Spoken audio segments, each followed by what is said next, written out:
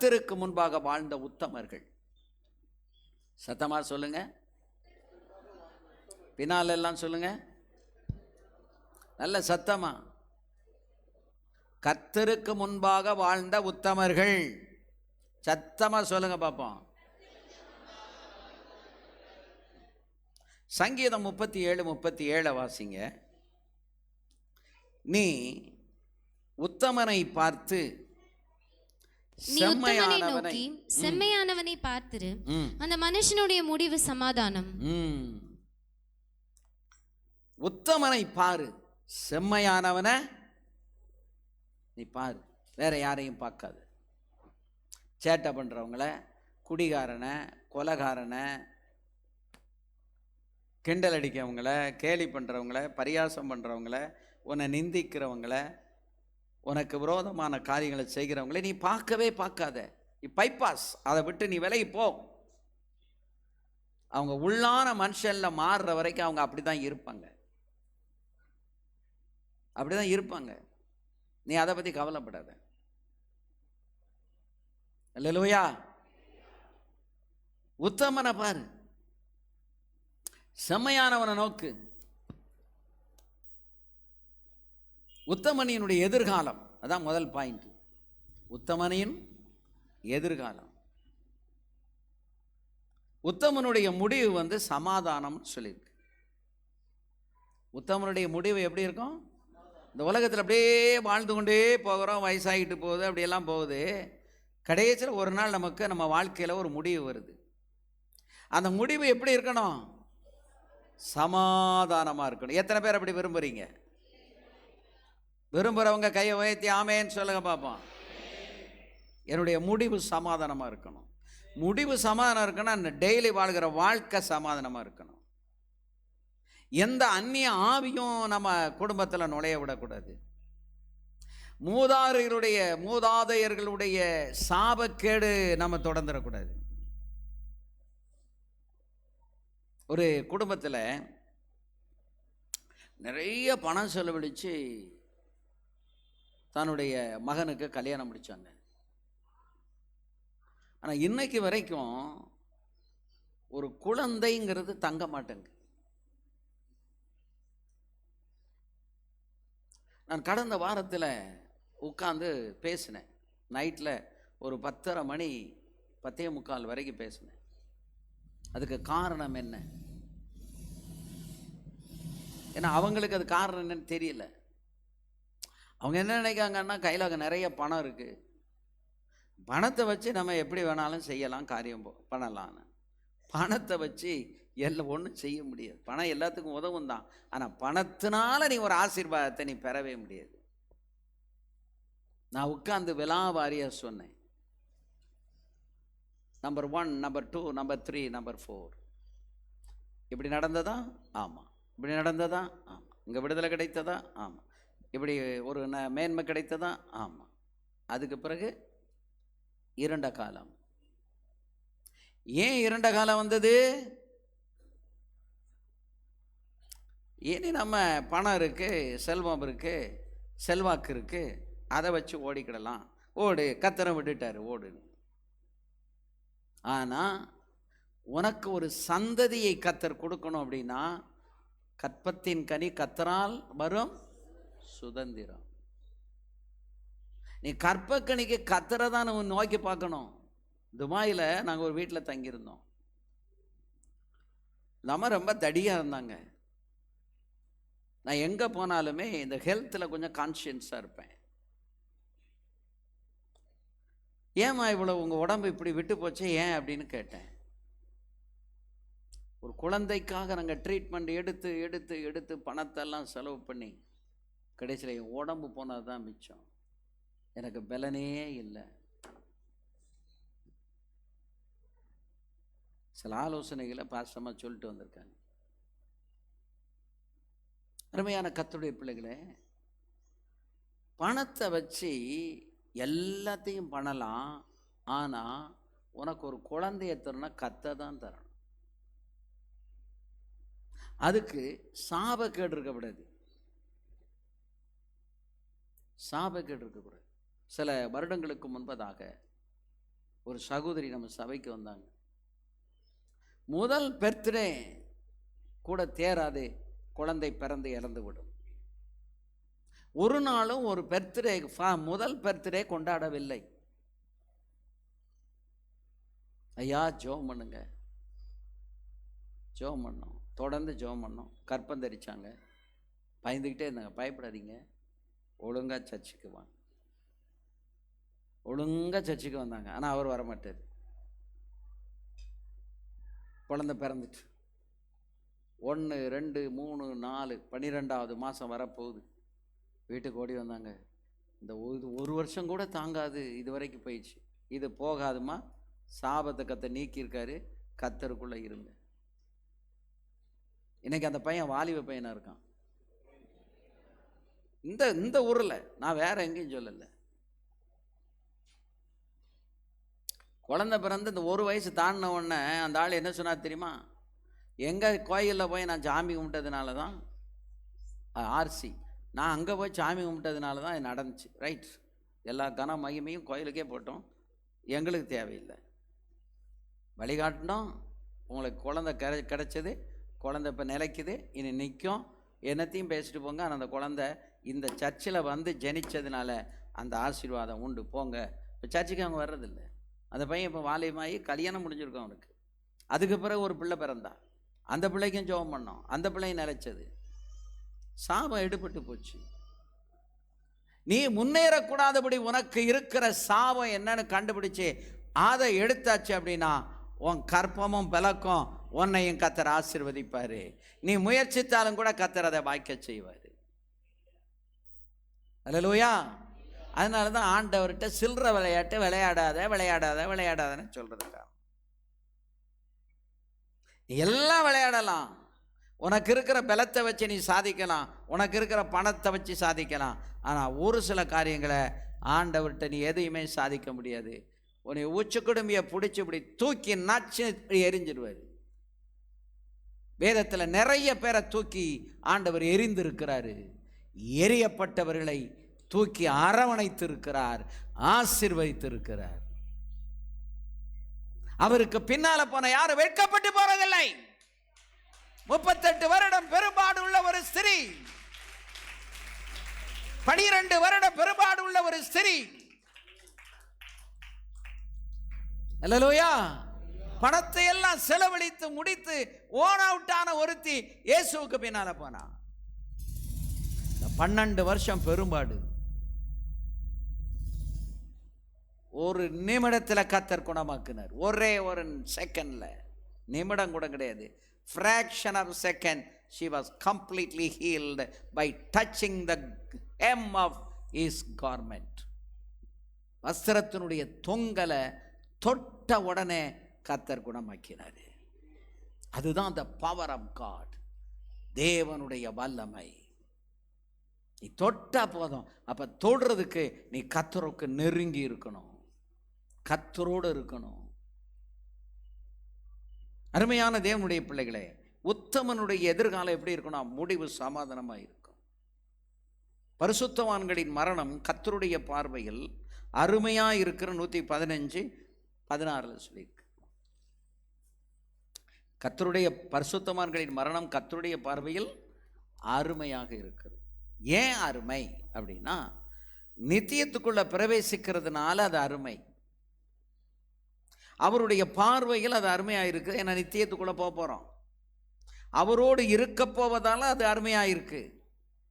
அக்கிரம உலகத்தில் பரிசுத்தவான்களாக வாழ்ந்ததினால் அவர் பார்வையில் அருமையாக இருக்கிறோம். உன்னை சுற்றி சுற்றி பாவம், உன்னை சுற்றி சுற்றி அக்கிரமம், அதுக்கு நடுவில் கத்தர் உன்னை பரிசுத்தவானாக வைத்திருக்கிறார், பரிசுத்தவாட்டியாக கத்தர் உன்னை வைத்திருக்கிறார். அக்கிரமத்துக்குள்ள நீ போகாதபடிக்கு, அவமானங்களுக்குள்ள போகாதபடிக்கு, லவ்ல போய் விழுந்து போகாதபடிக்கு, அல்லேலூயா, நீ உன்னை காத்து கொண்டதுனால உன் மேல அவர் பிரியமாய் இருக்கிறார். சிலுவையில் சிந்தின ரத்தம் இருக்கு பாருங்க, அது உன்னை பொறுத்தளவு வீணா போகல. அந்த ரத்தத்தினால் நீ மீட்கப்பட்டாய், நீ கர்த்தருக்காக இன்றைக்கு வாழ்கிறாய், அதனால உன் மேல அவர் பிரியமாய் இருக்கிறார். நீ தேவ சித்தம் செய்கிறாய், ஒவ்வொரு நாளும் தேவனுடைய பரிபூரணமான சித்தம் என்னதென்று பகுத்தறியத்தக்கதான பிரகாசமான மனக்கண்களை உங்களுக்கு தரும்படி நான் வேண்டிக் கொள்கிறேன் என்று சொல்லி எபேசிய சபைக்கு அப்போஸ்தலனாகிய பவுல் சொன்னார். ஆகவே தேவ சித்தம் செய்யணும், அதுதான் என் வாழ்க்கையில பிரதானம்னு ஓடிக்கிட்டு இருக்கிற அந்த விஷயத்தினால உண்மையிலே அருமையாக இருக்கிறார். உன் மரணமும் அருமையாக இருக்கும், உன் முடிவு அருமையாக இருக்கும். 2 தீமோத்தேயு 4ஆம் அதிகாரம் 6வது வசனத்தில் சொல்லி இருக்கு. அந்த வசனத்தை கொஞ்சம் வாசிங்க பாப்போம். 2 தீமோத்தேயு 4ஆம் அதிகாரம் 6வது வசனம். ஏனென்றால் நான் இப்பொழுதே பானபலியாக வார்க்கப்பட்டு போகிறேன். நான் தேகத்தை விட்டு பிரியும் காலம் வந்தது. தேகத்தை விட்டு பிரியும் காலம் வந்தது. நல்ல போராட்டத்தை போராடினேன். அவர் கடைசியில் அவருக்கு இருந்த பெரிய ஒரு ஹோப், ஒரு நம்பிக்கை என்னன்னா, ஏது வரைக்கும் நான் போராடினது நல்ல போராட்டம். I have not wasted my time. I have not wasted my money. I have not wasted my energy. என் சக்தியை, என் பலத்தை வீணாக்கல, என் நேரத்தை வீணாக்கல, என்னுடைய பணத்தை வீணாக்கல, என் ஆசையை வீணாக்கல, எல்லாவற்றையும் நான் போராடி காத்தது. நான் நல்ல போராட்டத்தை போராடினேன். வாசி.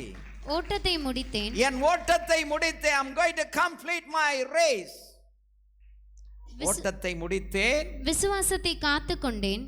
சாகும்போது இப்ப எப்படி விசுவாசம் உள்ளவர்களாக இருக்கிறோமோ அப்படியே மரிக்கும் போது விசுவாசத்தோடு நாம் மரிக்க வேண்டும். நம்முடைய விசுவாசம் நமக்குள்ளே நஷ்டப்படக்கூடாது. விசுவாசத்தை நீ தொலைச்சிடாத.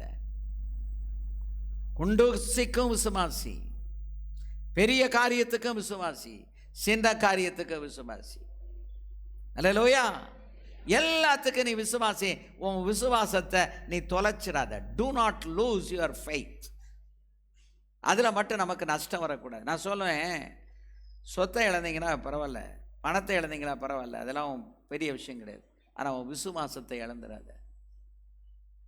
இந்த விசுவாசம் இருந்தா இழந்ததை எல்லாம் பல மடங்கு உன்னால சம்பாதிக்க முடியும். அந்த விசுவாசத்தினாலே நீதிமான் பிழைப்பான்.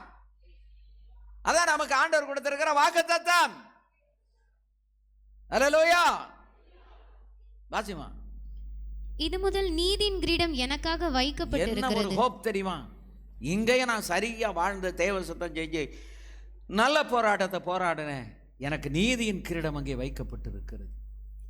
நீதியுள்ள நியாயாதிபதியாகிய கர்த்தர், அந்த நீதியுள்ள நியாயாதிபதியாக கர்த்தர் அந்நாளிலே அதை எனக்கு தந்தருளுவார். அல்லேலூயா.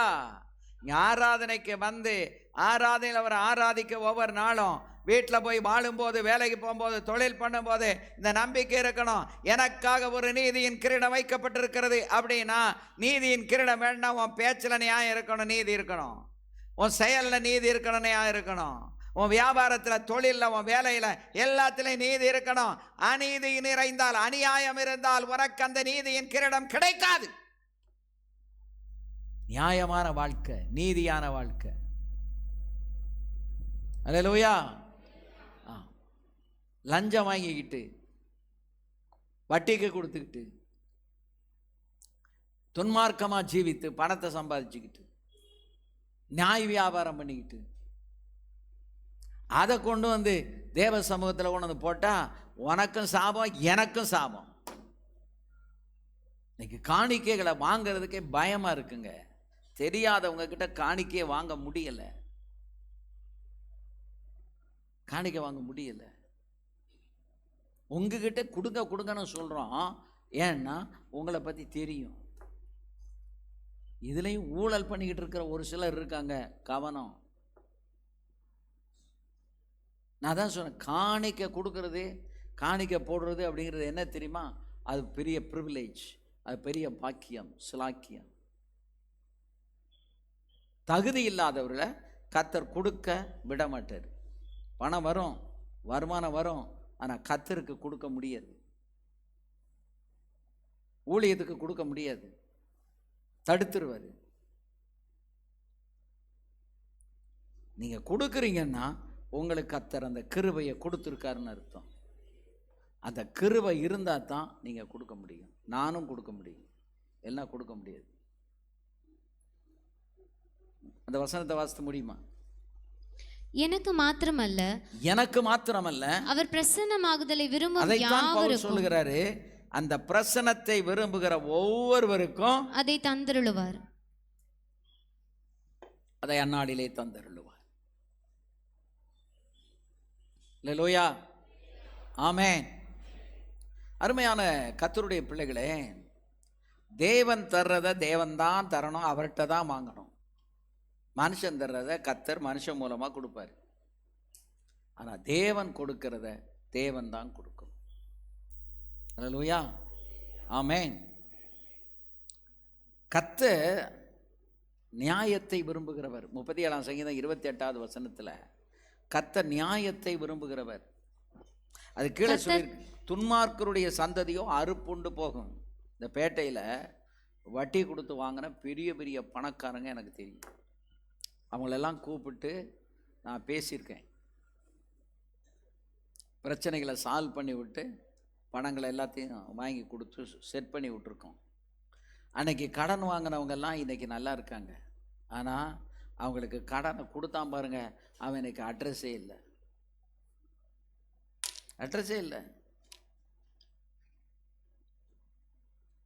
அவன் சந்ததி என்னாச்சுன்னு தெரியல. ஆனால் அவங்கிட்ட போய் வட்டிக்கு வாங்கி அந்த வட்டிகளை கூட கட்ட முடியாமல் கஷ்டப்பட்ட நம்ம சபையில் உள்ள குடும்பங்கள் இன்னைக்கு கர்த்தர் நல்லா வச்சிருக்காரு, ஆசீர்வாதமாக வச்சிருக்காரு. அல்லேலூயா, ஆமென். ஆனால் இவங்களுக்கு வட்டிக்கு கொடுத்தான் பாருங்க, அவன் இன்னைக்கு அட்ரஸே இல்லை. ஒருத்தன் என்கிட்ட அந்த பணத்தை வாங்க வந்தான். நான் ஒரு அம்மாவுக்கு, வயசான ஒரு அம்மாவுக்காக நான் பேசி அந்த பணத்தை என்கிட்ட வந்து வாங்கிக்கோ அப்படின்னு சொன்னேன். அதுக்கு இடையில் கொஞ்சம் வட்டியை குறைச்சிக்கோப்பா அப்படின்னு அந்த அம்மா ஃபோன் பண்ணியிருக்காங்க. காலையில் 5:30 மணிக்கு ஆள் அனுப்பி கூப்பிட்டு தாறுமாறாக ஏசிவிட்டான். அந்த அம்மா அழுதுகிட்டே வந்தாங்க. நீங்கள் போங்கம்மா, நான் பார்த்துக்கிட்டேன். அவன் அந்த பணத்தை வாங்க வந்தான்.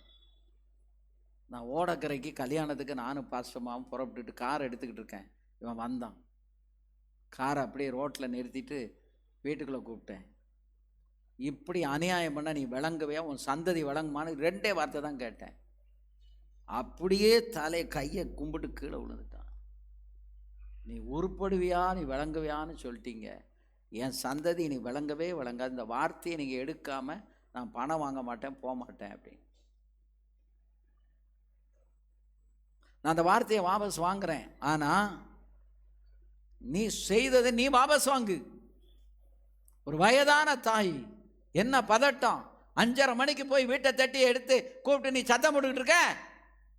உனக்கு தான் நான் பணம் வாங்கி தரேன்ட்டு, என் கையில் பணம் இருக்கு, அவங்க ஏன் கொடுக்கக்கூடாதுன்னா நான் என் அக்கௌண்ட்டில் போட்டு என் செக்கை கொடுத்து அதை ஏன் செய்கிறேன் அப்படின்னா, பணத்தை வாங்கியாச்சுங்கிற அத்தாட்சி வேணும். அவங்கக்கிட்ட வாங்கினா சரி, அவன் அந்த ப்ராமிசரி நோட்டை கொடுக்க மாட்டான். திருப்பி ஒரு 2 வருஷம் 3 வருஷம் கழித்து அந்த நோட்டை கொண்டு வந்து காட்டிக்கிட்டு பணத்தை பணம் கொடுக்கல அப்படிமா.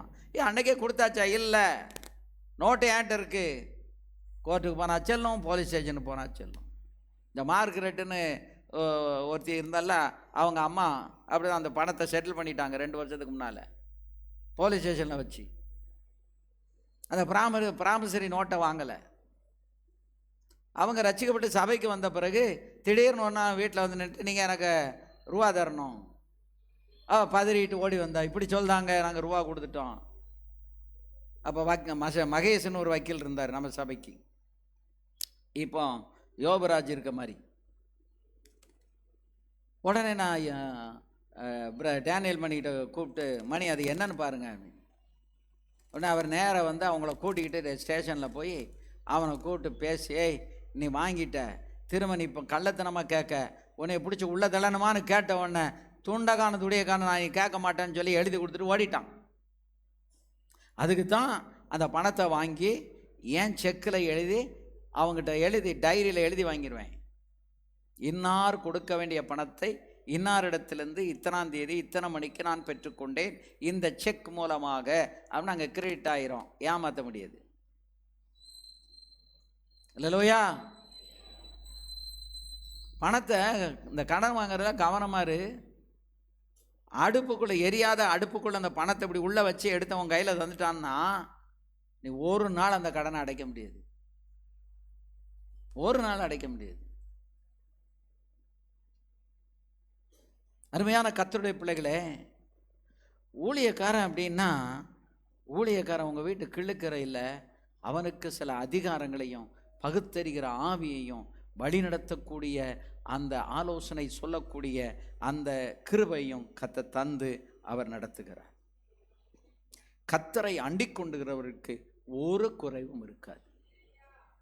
அல்லேலூயா. கர்த்தரை நீங்கள் அண்டிக்கிட்டீங்கன்னா நீங்கள் எங்களை அண்டிக்கிடுவீங்க, சபையை அண்டிக்கிடுவீங்க. இந்த சபை உங்களுக்கு பலனாக இருக்கும், நாங்கள் உங்களுக்கு பலனாக இருக்கோம். எல்லாத்தையும் விட தேவன் உங்களுக்கு பலனாக இருக்கார். அல்லேலூயா, அல்லேலூயா, ஆமென். நீதிமானுடைய வாய் ஞானத்தை உரைத்து அவனுடைய நாவு நியாயத்தை பேசும். அதான் நீதியின் கிரீடம். தேவன் அருளிய வேதம் அவன் இருதயத்தில் இருக்கிறது, அவன் நடைகளில் ஒன்றும் அது பிசகுவதில்லை. வேதம் கையில் இருந்தால் போதாது. நிறைய வேதம் வாசித்த நபர்கள், ஆலயத்தில் வாசித்தவங்க பக்தியே இல்லாமல் போயிருக்காங்க. பக்தி இருக்காது, பயமே இருக்காது, தேவ சமூகத்தை குறித்த பயமே இருக்காது.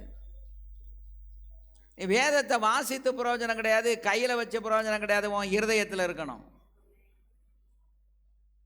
இந்த சபையில் உட்கார்ந்துருக்கும்போது நேராக உட்காரு, ஏன் ஒருத்தன் சாஞ்சிக்கிட்டு உட்காந்துக்கிட்டு இருக்கேன்?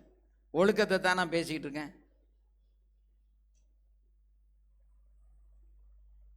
தேவ சமூகத்தில் உட்கார்ந்துருக்கும்போது ஆண்டவர் இங்கே இருக்காருங்கிற பயம் இல்லை அப்படின்னா அந்த இருதயம் துணிகரமாக இருக்குன்னு அர்த்தம், இருதயம் கடினமாக இருக்குன்னு அர்த்தம். அவங்களுக்காக நாங்கள் என்ன போராடினாலும் ஒரு விடுதலையும் கிடைக்காது, ஒரு ஆசீர்வாதமும் கிடைக்காது. நான்லாம் இங்கே நிற்கிறேன் அப்படின்னா என் காலெல்லாம் நடுங்குது, இருதயம் நடுங்குது. ஏன் தெரியுமா? இங்கே கர்த்தருடைய பிரசன்னத்தை நான் உணர்றேன். இந்த இடம் தேவன் உலாவுகிற இடம். அப்போ இதில் இருக்கும்போது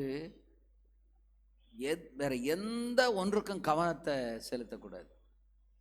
அப்படி பார்த்து சிரிக்கவோ, இப்படி பார்த்து சிரிக்கவோ, அப்படி தலையை காட்டவோ எதுவும் இருக்கக்கூடாது.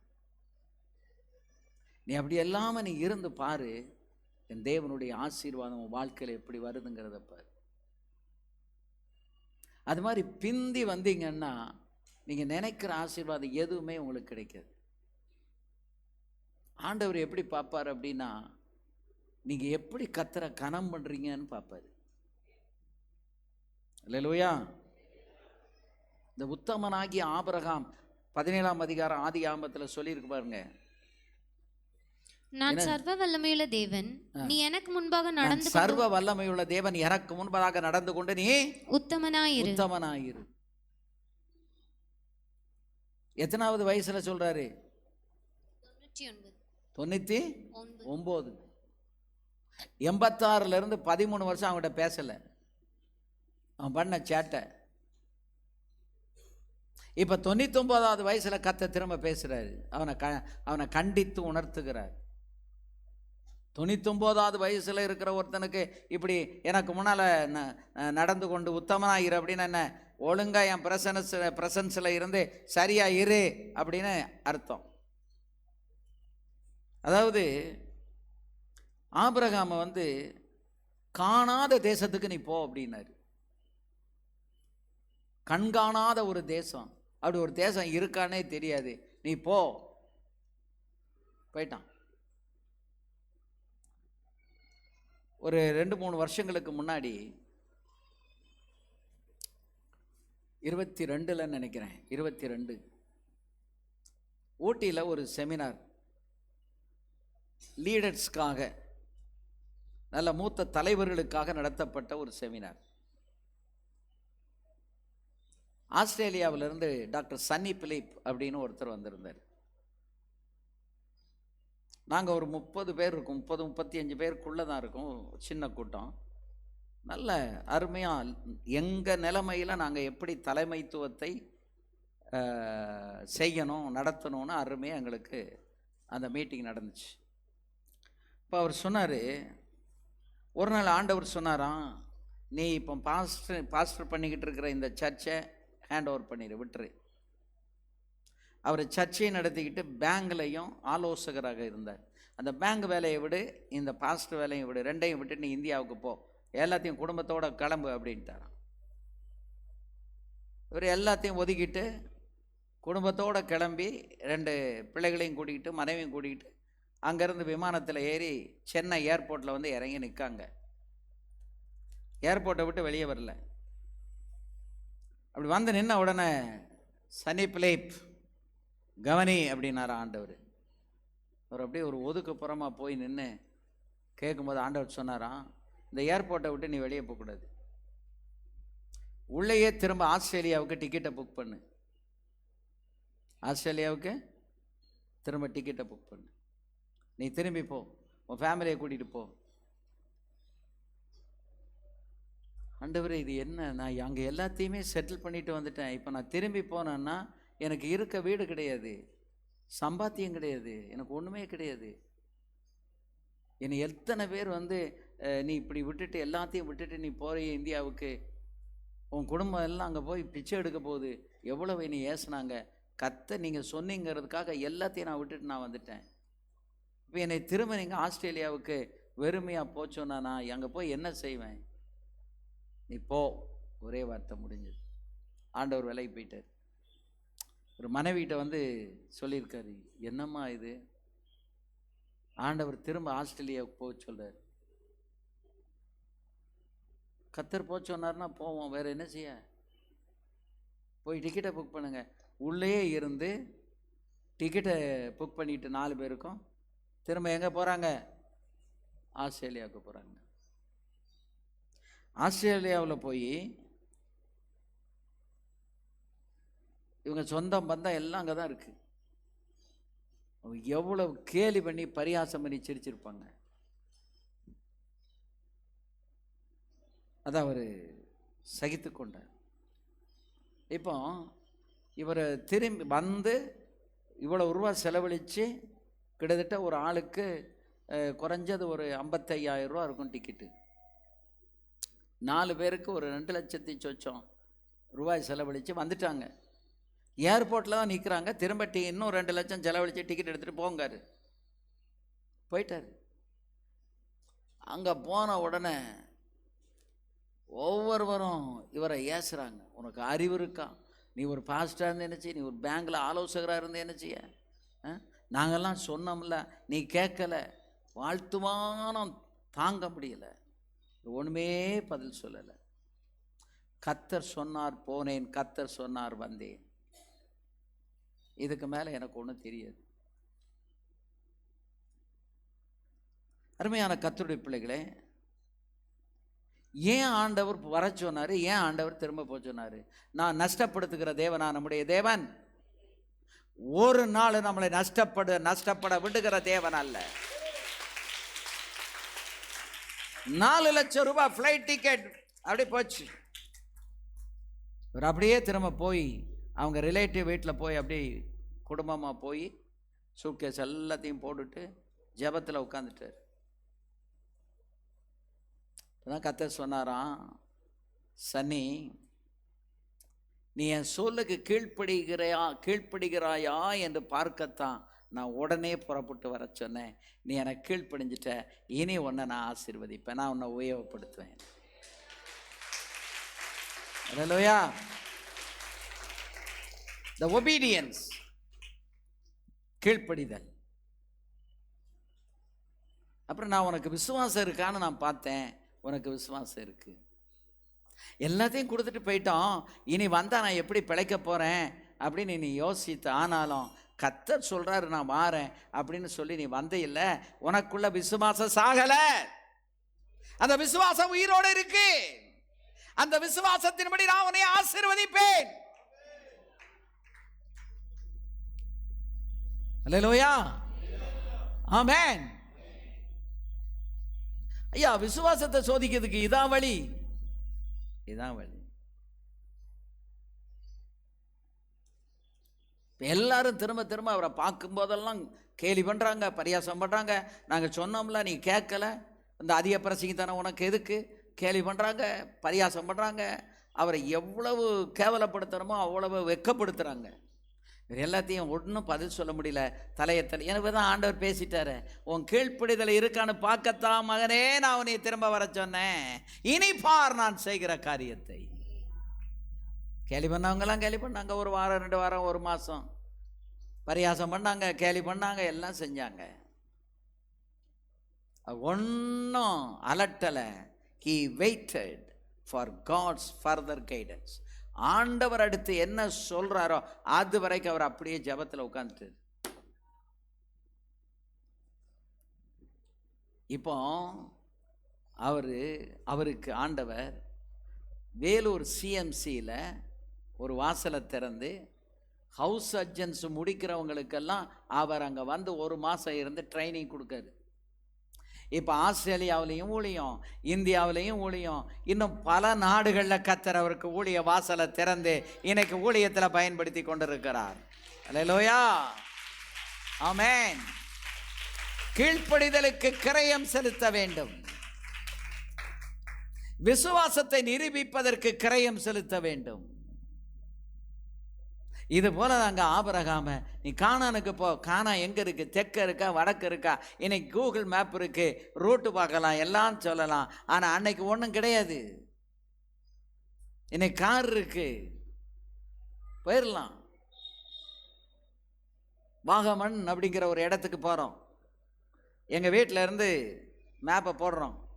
தென்காசி, புனலூர், பத்னாபுரம், அப்படியே எரிமேலி, கோணி, முண்டக்கயம், ஏலப்பாறை, ஏலப்பாறையிலிருந்து வாகமன், திரும்பி வாகமன், அப்படியே நேர ஏலப்பாறை, பீரிமேடு, குட்டிக்கானம், பாம்பனாறு, வண்டிப்பெரியாறு, குமிழி, கூடலூர், கம்பம், தேனி, உசிலம்பட்டி, திருமங்கலம், விருதுநகர் வழியாக பேட்டைக்கு வந்து சேர்றோம். 650 கிலோமீட்டர் ரவுண்ட் த கிளாக் அப்படி போனோம். அதுக்கு நம்ம கூகுள் மேப் இருக்கு, வழிகாட்டுது. அன்னைக்கு மேப் இல்லை. கானான் ஒரு தேசம் இருக்கா தெரியாது. கர்த்தர் போ அப்படிங்கிற காணாத தேசத்திற்கு கர்த்தர் அவனை போக வைத்தார். ஆதியாகமம் 12ஆம் அதிகாரம் என்ன சொல்லுது? கர்த்தர் ஆபிரகாமை நோக்கி, நீ உன் தேசத்தையும் உன் இனத்தையும் உன் தகப்பனுடைய வீட்டையும் விட்டு புறப்பட்டு நான் உனக்கு காண்பிக்கும் தேசத்துக்கு போ. நான் காண்பிக்கிற தேசத்துக்கு போ. நீ விரும்புகிற தேசம் அல்ல. அல்லேலூயா. இந்த பேட்டை வந்து எனக்கு கர்த்தர் காண்பித்த தேசம். நீங்கெல்லாம் கர்த்தர் எனக்கு கொடுத்த விசுவாசிகள். அல்லேலூயா.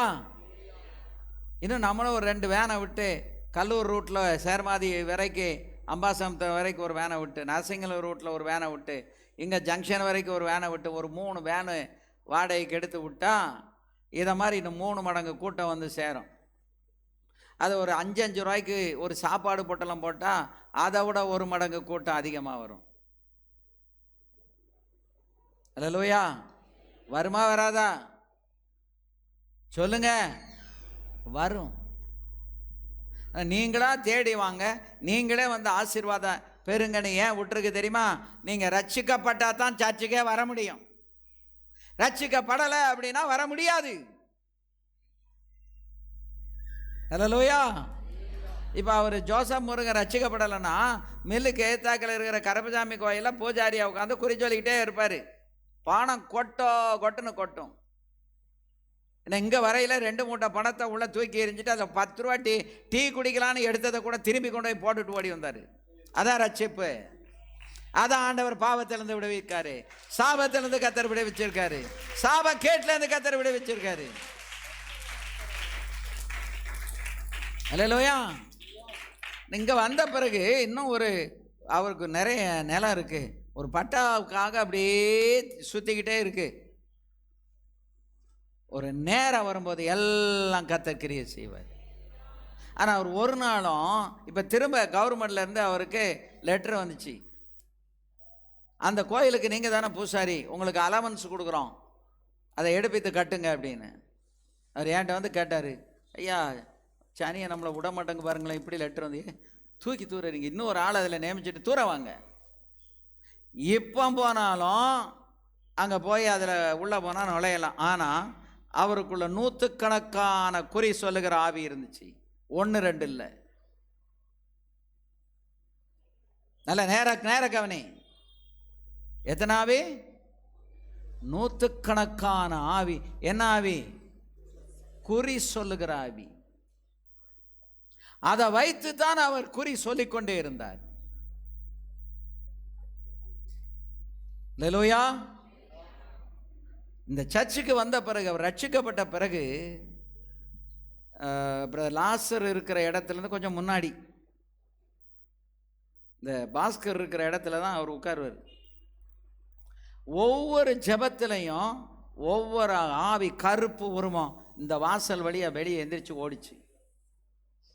கூட்டம் முடிஞ்ச உடனே வந்து சொல்லுவார், ஒரு கருப்பு உருவம் போச்சு, இன்னும் ஒன்றும் இல்லை, நிறைய உள்ள இருக்கு, எல்லாம் போட்டோம். அந்த அந்த ஆவிகள் உள்ள இருக்கிற வரைக்கும் கணவன் மனைவி சமானமாக இருக்க விடலை, குடும்பத்தில் சமானம் இருக்க விடலை. நான் ஒவ்வொரு முறையும் சொல்லுவேன், இந்த சண்டை வந்து இந்த ஆவிகள் பண்ணுகிறது. ஜெபம் ஜெபம் ஜெபம். முழங்கால் நில்லுங்க, புருஷன் மனைவி முழங்கால் நில்லுங்க, ஜெபத்தில் நில்லுங்க. ஜெபம் பண்ணி தாங்க அந்த ஆவிகளை எல்லாம் கர்த்தர் வெளியே விரட்டினார். அந்த ஆவிகள் எல்லாம் முழுமையா போன பிறகு பரிபூர்ணமான ஒரு விடுதலை வந்தது. அல்லேலூயா. இன்னைக்கு ஒரு ஆராதனைக்கு கொஞ்சம் பிந்தினாலும் ஃபோன் பண்ணி இப்போ சொல்லுவார், இப்படி ஒரு ஒரு இதுக்கு போக வேண்டியிருக்கு, நான் போயிட்டு ஓடி வந்துருந்தேன். ஒரு ஆராதனை 2 ஆராதனையை விட்டா என்ன ஆகும் தெரியுமா? அதெல்லாம் ஒரு பக்கத்தில் அங்கே நின்று, ஜோசப் முருகனை, நீ முருகன் ஜோசப்பாக மாறி இருக்கியா, நான் பார்க்க, நீ எவ்வளோ நாளைக்கு இப்படி இருக்கேன்னு நான் பார்க்க அப்படின்னு எல்லாம் அப்படியே இவர் மேலே கண்ணோக்கமாக இருக்கு. அதை விட என் ஆண்டவராகிய கர்த்தர் நீதிமான்களின் மேல் கண்களை வைத்து பார்த்து கொண்டே இருக்கிறார். அல்லேலூயா. அருமையான கர்த்தருடைய பிள்ளைகளே, அதுக்கு தான் ஆராதனை விடக்கூடாது, ஜெபத்தை விடக்கூடாது, வேத வாசிப்பை விடக்கூடாது, ஐக்கியத்தை விடக்கூடாது. நீங்க காணிக்க போடும்போது நான் முன்னால ஏன் வந்து நிற்கிறேன்? எதுக்காக அங்க நிற்கிறேன்? உங்க முகங்களை பார்ப்பதற்காக. ஏன் முகத்தை பார்க்கணும்? அப்பதான் நான் தோத்திரம் பண்ணதுக்கு உங்களுடைய முகம் என் நினைவில் இருக்கும். அப்படியே ஒளிஞ்சு ஒளிஞ்சு ஒளிஞ்சு ஒளிஞ்சு அப்படியே ஓடினா ஓடிக்கிட்டே இருக்கேன், நான் விட்டுருவேன், நான் கூப்பிடவே மாட்டேன், கூப்பிடவே மாட்டேன். எனக்கு தெரியும் நீ எவ்வளோ மட்டும் போவான்னு எனக்கு தெரியும். அங்கே போய் நீ என்ன பண்ணுவேன்னு தெரியும். போய் முட்டிட்டு அதுக்கப்புறம் வா. இப்போ நம்ம வலியை கட்டினா ஏதோ நம்ம லாபத்துக்கு கூப்பிடுற மாதிரி ஒரு ஃபீலிங் வந்துடும். அல்லேலூயா. நான் உங்களுக்கு ஒரு உதாரணம் சொன்னேன். எந்த இடத்திலிருந்து கர்த்தர் உன்னை உயர்த்துகிறாரோ அந்த இடத்துல தான் உனக்கு மேலும் மேலும் உயர்வுகள் வரும். அதை தாண்டி நீ எங்க போனாலும் உனக்கு சரிவுதானே ஒழிய உயர்வு வராது. நான் அந்த குடும்பத்தில் சொன்னேன், யாக்கோபு பெத்தேலில் அவன் ஆவிக்குரிய ஜீவியத்தை துவங்கினான். அந்த ஆவிக்குரிய ஜீவியத்தை துவங்கி 16ஆம்ல போய் 20 வருஷம் இருந்தான். மந்தையெல்லாம் பெருகிச்சு, பிள்ளைகள்லாம் பிறந்தது, குடும்பமெல்லாம் ஆயிடுச்சு, சம்பாத்தியமெல்லாம் பண்ணிட்டான். திடீர்னு ஒரு நாள் கர்த்தர் சொல்றாரு, கோ பேக் டு பெத்தேல். நீ திரும்ப எங்க போ? பெத்தேலுக்கு. நான் உனக்கு சொப்பனம் கொடுத்த அந்த பெத்தேலுக்கு நீ திரும்பி போ அப்படின்ட்டு. இப்போ ஆண்டவர் சொன்ன பிறகு எதாவது செய்ய முடியுமா?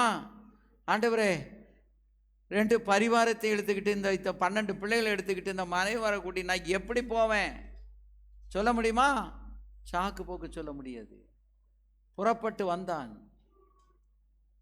பெத்தேல வந்து யாப்போக்கு நதி அண்டையில் வந்து ஸ்ட்ரக் ஆகிட்டான்.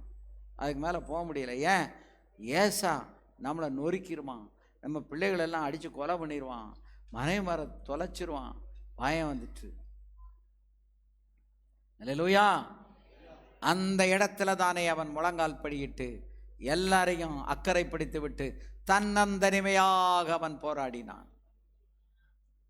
அந்த ராத்திரி முழுவதும் போராடி அவன் தூதனை மேற்கொண்டான். இப்போ யாக்கோபு கீழ்ப்படுகிறானா?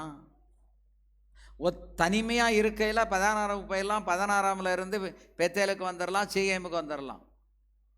பரிவாரங்களை இழுத்துக்கிட்டு உலகம் வரணுமே, கால்நடைகளை இழுத்துக்கிட்டு வரணுமே, மந்தை இழுத்துக்கிட்டு வரணுமே, வேலைக்காரங்களை இழுத்துக்கிட்டு வரணுமே, வேலைக்காரங்களுக்கு மனைவி பிள்ளைகளுக்கு ஒரு மனம் வரணும்ல. கர்த்தர் சொன்னால் குடும்பத்திலே ஒரு மனம் உண்டாகும். நீ ஒரு மனப்படும் போது உன் வாழ்க்கையினுடைய உயர்வு உண்டாகும். அவர் சொன்ன இடத்துக்கு திரும்பி போ. அல்லேலூயா. நான் அந்த குடும்பத்தில் தான் சொன்னேன், உயர்வு உனக்கு ஒரு இடத்த கர்த்தர் குறிப்பிட்டிருக்காருல்ல, அந்த இடத்துல தானே உனக்கு உயர்வும் மேன்மையும் வந்துச்சு. அந்த இடத்துக்கு வா, நீ திரும்ப அங்கே இருந்து திரும்ப ரீஸ்டார்ட் பண்ணு. உன்னுடைய வாழ்க்கை ஆசீர்வதிக்கப்படும். அல்லேலூயா. பணத்தை வச்சு சாதிச்சிடலாம், திறமையை வச்சு சாதிச்சிடலாம், படிப்பை வச்சு சாதிச்சிடலாம், இன்னும் அதாவது டிகிரியை வச்சு சாதிக்கலாம். ஒன்றுமே நடக்காது. நல்ல ஒரு டெலி பிஸ்னஸ் பண்ணுறதுக்கு ஒரு நல்ல இங்கிலீஷ் பேசக்கூடியங்க, அதோட கொஞ்சம் ஹிந்தியும் தெரிஞ்ச ஒரு 2 பேர் என்கிட்ட கேட்டுக்கிட்டே இருக்கிறாங்க வேலைக்கு. நல்ல ஒரு 50,000 60,000க்கு மேலே சம்பளம் கொடுப்பாங்க. எடுத்த உடனே அவ்வளோ கொடுப்பாங்க. நான் எங்கெல்லாமோ சொல்லி வைக்கிறேன், எல்லாம் கேட்குறேன், ஒரு நல்ல நபரை கிடைக்கல. ஒரு நல்ல நபர் கிடைக்கல. ஈவன் அபுதாபியில் கூட சொல்லியிருக்கேன். அருமையான கர்த்தருடைய பிள்ளைகளே, நல்லவர்களை தேடுனால இன்னைக்கு கிடைக்க மாட்டாங்க. அல்லேலூயா. ஸோ படிப்பு, டிகிரி, திறமை, பணம், காசு, செல்வாக்கு, நிலபலன் ஒன்றும் ஆகாது. ஆனால் ஒன்றே ஒன்று, ஆண்டவருடைய கிருபை இருந்தால் எல்லாம் ஆகும். என்னாலே எல்லாம் ஆகும். என்னால் ஆகக்கூடாதது ஒன்றும் இல்லை. அல்லேலூயா. ஆபிரகாமுக்கு அழைப்பை கொடுத்தாரு, பிரித்தெடுத்தாரு, பிரயாணம் பண்ண வைத்தாரு, அவனுக்கு ஒரு வாக்குத்தத்தம் கொடுத்தாரு, ஒரு போராட்டம் வந்தது, அதில் ஜெயத்தையும் கொடுத்தாரு. இந்த 12ஆம் அதிகாரத்தில் இருக்க போலவும் அதுக்கு பிறகு பிள்ளையே பெற முடியாத 99 வயசுல ஒரு பிள்ளை உனக்கு கிடைக்கணும், ஒரு வாக்குத்தத்தத்தையும் கர்த்தரிடத்தில் அவன் பெற்றுக்கொண்டான். அல்லேலூயா. அந்த அழைப்புக்குள்ள அநேக சவால்கள் இருந்தது, அதை அவ்வளவு சந்தித்து மேற்கொண்டான். டாக்டர் சன்னி பிலிப்பா தான் சொன்னாரு, என் அழைப்புக்குள்ள நிறைய சவால் இருந்தது. வேலையை விட்டேன், பாஸ்டரை விட்டேன், சம்பாத்தியத்தெல்லாம் விட்டேன், எல்லாத்தையும் சுருட்டிக்கிட்டு இந்தியாவுக்கு போனேன், ஏர்போர்ட்டை விட்டு வெளியே போச்சு விடலை, திருப்பி நீ அங்கே வாரினாரு, அங்கே வந்தேன், 1 மாதம் 2 மாதம் எல்லாரும் நிந்திச்சாங்க, கேவலப்படுத்தினாங்க, எல்லாம் பண்ணினாங்க. நான் ஒன்றுமே பதில் சொல்ல. ஏன்னா இது தேவன் செய்கிற செயல், இது யாராலையும் புரிந்து கொள்ள முடியாது. அதற்கு பின்பு எனக்கு திறக்கப்பட்ட வாசல்களை பார்த்த உடனே சொந்தக்காரங்கள்லாம் வாயை மூடி முகத்தை மூடிக்கிட்டு அமைதியாக உட்கார்ந்துருக்காங்க. இன்னைக்கு அவர் உலகம் முழுவதும் ஊழியம் செய்து கொண்டிருக்கிறார். கர்த்தர் அவரை பயன்படுத்தி கொண்டிருக்கிறார். அல்லேலூயா, அல்லேலூயா, அல்லேலூயா. எங்களுக்கு லீடர்ஷிப்புக்கு தலைமைத்துவ திறமையை எப்படி வெளிப்படுத்தணும்னு ஒரு சின்ன விளையாட்டு வச்சாருங்க. இந்த பிள்ளைகள்லாம் லெகோன்னு ஒன்றை வச்சு விளையாடுவாங்கல்ல, சின்ன சின்ன கட்டடம் கட்டுற மாதிரி அந்த லெகோவை ஒரு 2 செட்டு கொண்டு வந்திருந்தார். அவர் ஒரு மாடலை உருவாக்கி அப்படி 2 இடத்துல வச்சுட்டார். எல்லாம் வயசானவங்க. இதை பார்த்து நீங்கள் உன்னை உருவாக்குங்கன்னாரு. ஒருத்தராலையும் உருவாக்க முடியல. ஏன் உருவாக்க முடியலன்னா, அந்த டீமில் வந்து ஒரு 5-6 பேர், 5-6 பேர் ஆளுக்கு ஒரு ஆலோசனை சொன்னால் எங்கே விளங்கும்? ஒருத்தர் பார்த்துட்டு வந்து அது இதை கீழே வைக்கணுங்க, கீழே வச்சாச்சு. இன்னொருத்தர் பார்த்துட்டு வந்து இல்லை இது கொஞ்சம் சைடில் வைக்கணும், கீழே வச்சு சைடில் வச்சு மேலே வச்சு. இன்னொருத்தர் வந்து சொல்லார் இதை வைக்கப்படாது இதை வைக்கணும். ஆளுக்கு எடுத்து வச்சு பாஸ்டமா டீம் தான் இது கொஞ்சம் ஒப்பரிச்சு. எங்கள் டீம் எல்லாம் ஒப்பேறல. அந்த டைம் முடிஞ்சு வச்சு உடனே அவர் சொன்னார் ஸ்டாப். அப்போ அதை வச்சுக்கிட்டு ஒரு பாடம் சொல்லி கொடுத்தாரு. என்ன சொன்னார்னா, தலைமைத்துவம், அந்த தலைமைத்துவத்தில் 5-6 பேர் தலைமைத்துவத்தில் இருந்தால் விளங்கவே விளங்காது, ஒரு ஆள் தலைமைத்துவம் இருந்தால் தான் விளங்கும். அல்லேலூயா. அதான் பாடம் 1. 2வது, ஆளாளுக்கு ஆலோசனை சொன்னால் அது நடக்காது. ஆளாளுக்கு ஆலோசனை சொன்னால் அது நடக்காது. ஒருவர் சொல்லுகிற ஆலோசனையை எல்லாரும் ஆமோதித்து நடக்கணும். அதான் தலைமைத்துவம். அப்புறம் 3வது பாடம் சொன்னார், ஒரே நேரத்தில் 2-3 காரியங்களை ஒரு தலைவனால் செய்ய முடியாது. அல்லேலூயா. இப்போ நான் சபையை நடத்துகிறேன், நம்ம பைபிள் காலேஜில் டீச் பண்ணுறேன். நேற்றைக்கு போய் காலையில் உட்காந்து டீச் பண்ணிட்டு வந்தேன். முந்தா நாள் உபவாசம் முடிச்சுட்டு போய் டீச் பண்ணிட்டு வந்தேன். ஸோ டீச்சிங் பண்ணிக்கிட்டு இருக்கோம், சபையை நடத்திக்கிட்டு இருக்கோம், ஊழியர்களை உருவாக்குற இந்த ஊழியத்தை செஞ்சுக்கிட்டு இருக்கோன்னு வைங்களேன். இதுக்கு மேலே அடுத்தது சபைகளில் போய் கன்வென்ஷன் நடத்தணும் அப்படின்னா அதுக்கு முடியாது. ஒரு ஆள் ஒரு நேரத்தில் ஒன்றைத்தான் கான்சன்ட்ரேட் பண்ண முடியும், 2-3 வேலையை செய்ய முடியாது. இதுதான் அதில் கற்றுக்கொண்டு லெகோவை வச்சு, விளையாட்டு பொருளை வச்சு கற்றுக் கொடுத்த பாடம். யாருக்கு? டாப் லெவல் லீடர்ஸுக்கு. அங்கே போய் 3 நாள் அங்கே தங்கி இருந்து அதை படிக்கிறதுக்கு ஒரு ஆளுக்கு 5000 ரூபா. நாங்கள் ஒரு 2500 2 பேருக்கு 5000 ரூபா கட்டினோம். அவர் ஒரு 5000 ரூபா கொடுத்தார். அவர் என்ன சொன்னார் அப்படின்னா, முழுசுமே நீ நம்புறேன்னா உனக்கு விசுவாசம் இல்லைன்னு அர்த்தம், நீ இங்கே வரக்கூடாது. ஐயா என்கிட்ட ஒரு 2000 ரூபா இருக்குது, மீதி 3000 ரூபா அதை நான் போட்டுக்கிடுவேன். என் விசுவாசத்தில் நீ பாதி பங்கெடு, உனக்கு நான் உதவி செய்து உன்னை கொண்டு வந்து உட்கார்ந்து கற்பிக்க வைக்கிறேன். இதெல்லாம் படித்தது தாங்க, பைபிள் காலேஜில் இதெல்லாம் படித்தது தான். பட் அந்த காலத்தில் அந்த தியரி வேற, இது ப்ராக்டிக்கல் லெசன்ஸ் வேற. அல்லேலூயா. சபையில் வந்து திரும்ப திரும்ப சொன்னதையே சொல்கிற மாதிரி இருக்கும், கேட்டதே கேட்ட மாதிரி இருக்கும். ஆனால் ஆவியானவர் உனக்குள்ளே இறங்கி வல்லமையாய் கிரியை செய்து கொண்டு இருக்கிறார். உன்னை அவர் மோல்டு பண்ணி கொண்டு இருக்கிறார். உன் குறைகளை கத்த நீக்கி கொண்டு இருக்கிறார். உன்னை அப்படியே மாற்றி கொண்டு இருக்கிறார். போன வாரம் அந்த ஆராதனைக்கு போனோம், இந்த வாரம் இதுக்கு போனோம். போன வாரம் பைபிள் ஸ்டடிக்கு போனோம், இந்த வாரம் ஏன் பைபிள் ஸ்டடிக்கு போனோம்? நீ சாகிற வரைக்கும் பைபிள் ஸ்டடி அட்டன் பண்ணணும், உபாசம் அட்டன் பண்ணணும், காலேஜ் பிரேயர் அட்டன் பண்ணணும், ஆராதனை அட்டன் பண்ணணும். சாகிற வரைக்கும் இதை நாம் செய்து கொண்டே இருக்க வேண்டும். அப்பந்தான் கத்த அவருக்கு முன்பதாக நம்மை கொண்டு போய் அவர் தகுதியுடன் அவர் நிறுத்துவார். அல்லேலூயா, அல்லேலூயா. என் கண்ணு இங்கே திரும்பிட்டுன உடனே அங்கே சிரிக்காத. நீ சிரிக்கும் போது என் கண்ணு அங்கே பார்க்கும். நீ இப்படி பண்ணும்போது என் கண்ணு பார்த்துரும். ஆண்டவரே அந்த தலையை அங்கே திருப்பிடுவார். எவன் சிரிக்கா, எவன் சிரிக்கா, எவன் நோண்டுதான், எங்கே போகிறாங்க, என்ன செய்தாங்க. காரணம், உன் அத்தனை பேர் நான் சொன்னேன், உன் கவனம் இங்கே இருக்க வேண்டும். அப்பொழுது உனக்குரிய வார்த்தை உனக்குள்ளே போய் உன்னை உருவாக்கி மேன்மைப்படுத்தி நீ வெளியே புறப்பட்டு போகும்போது ஒரு புது பலத்தோடு புது தெம்போடு கர்த்தர் உன்னை கொண்டு போவார். இல்லையா நீ இழந்துருவேன். அல்லேலூயா. எல்லாரும் எழுமி இல்லைங்க, எல்லாரும் எழுமி.